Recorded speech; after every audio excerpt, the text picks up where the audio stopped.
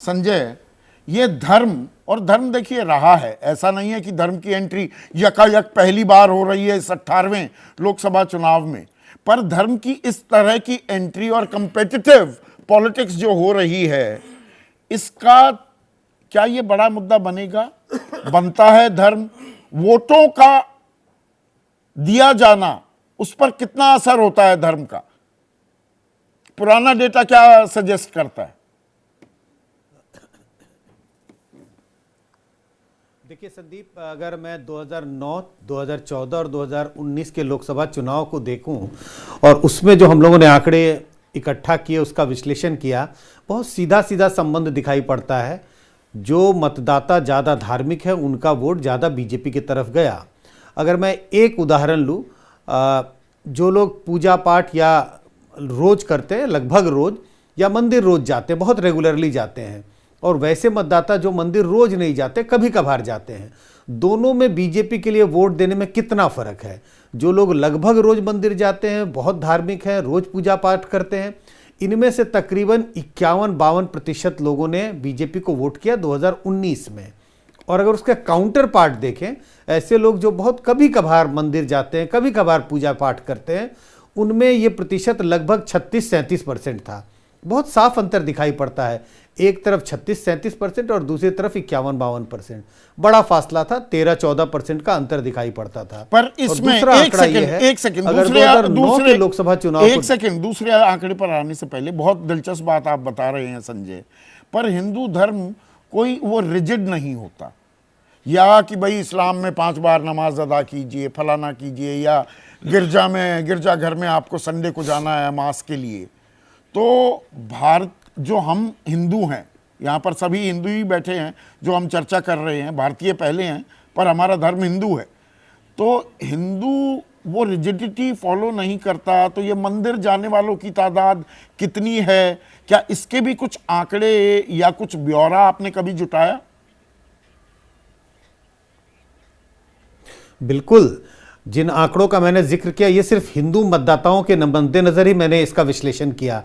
और इनकी तादाद अगर आप देखें कि 2009-2004 से ये सवाल हम लगातार पूछते रहते हैं कि आप मंदिर रोज जाते हैं, अक्सर जाते हैं, कभी कभार जाते हैं, और लगातार हमने देखा 2004 से लेकर के 2019 तक इनकी तादाद बहुत बढ़ी है। शहरों में ज़्यादा बढ़ी है, अमीर और मध्यम वर्ग के मतदाताओं में ज़्यादा बढ़ी है, ग्रामीण और जो एक तरह से समझिए निम्न आय वर्ग के हैं उनकी तुलना में।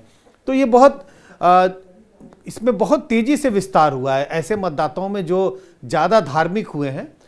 और ये जैसा मैंने कहा संदीप, ये लगातार हम इसके बारे में पूछते आ रहे हैं। दूसरी बात आप कुछ और कह रहे रहा था, हाँ, वो ऐसा चुनाव था, हमें पता है, हाँ, वही मैं कह रहा था, 2009 के लोकसभा चुनाव में हमने देखा था, और वो ऐसा चुनाव था जिसमें कांग्रेस के नेतृत्व में यूपीए की सरकार बनी थी। उनमें जो 2 एंड पे वोटर हैं, बहुत धार्मिक या बहुत थोड़े बहुत धार्मिक, उनके वोट देने का जो पैटर्न था, उसमें कोई खास अंतर नहीं था, ना तो कांग्रेस के लिए ना बीजेपी के लिए। बीजेपी के लिए फिर भी धार्मिक ज़्यादा जो लोग थे उनमें उनके लिए ज़्यादा वोट था, लेकिन कांग्रेस के लिए फ्लैट था। जो लोग बहुत धार्मिक हैं उनमें से भी मान लीजिए 25% ने कांग्रेस को वोट किया था, तो जो बहुत कम धार्मिक थे उनमें से भी 25% ने वोट किया। छोटा सा जवाब और चाहूंगा संजय, आंकड़े कुछ अलग हो सकते हैं, छोटा सा जवाब और चाहूंगा मैं, फिर मुझे क्लोज करना है कार्यक्रम।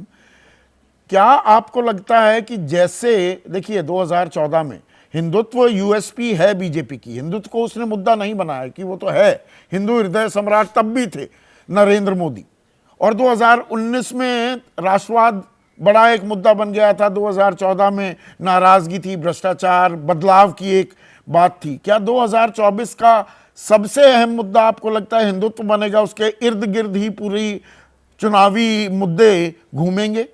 छोटा सा जवाब चाहूंगा। हाँ, बिल्कुल संदीप, मुझे इसमें कोई शक नहीं है कि 2024 का चुनाव हिंदुत्व के मुद्दे पर बीजेपी लड़ेगी। मंदिर का मुद्दा सबसे बड़ा मुद्दा होने वाला है बीजेपी के चुनावी मोबिलाइजेशन की प्रक्रिया में।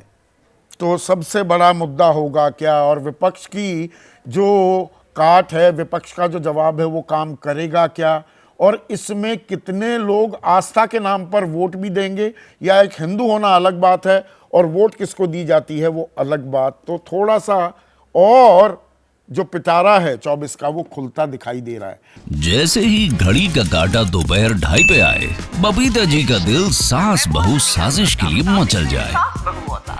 और ये है इनकी बहू, पूरे दिन ऑफिस की टेंशन हो जाए गॉन जब ये करें अपना फेवरेट शो फ्री टाइम पे ऑन। इनकी तरह आप भी देखें अपना फेवरेट शो अपने टाइम पर और डाउनलोड कीजिए एबीपी लाइव ऐप अपने स्मार्ट टीवी पर।